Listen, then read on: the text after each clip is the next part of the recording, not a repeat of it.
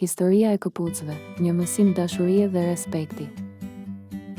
A e dini se si një veprim i vogël mund të ndryshojë botën? Një besimtar i devotshëm çdo ditë shkonte në xhami për të lutur. Por ai kishte një zakon të veçantë, i linte këpucët e tij në një qoshe të largët. Një i ri kurioz e pyeti arsyen. Burri i moshuar shpjegoi me një buzëqeshje të ngrohtë. Njëherë pash një plak që u rrëzua mbi këpucët e lëna rastësisht. Që atëherë vendosa të mos jem pengesë për askënd. Ky akt i thjesht tregon respekt dhe dashuri ndaj të tjerëve. Ky tregim na mëson se edukata dhe kujdesi ndaj të tjerëve janë forma të larta të adhurimit.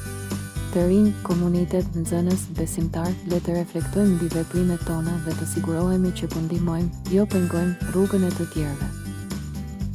Le të përhapim dashuri dhe respekt në çdo hap. Ndani këtë histori me të tjerët dhe inkurajoni veprime të mira. Vizitoni faqen tonë për më shumë histori frymëzuese dhe bashkohuni me komunitetin tonë për të ndërtuar një botë më të mirë.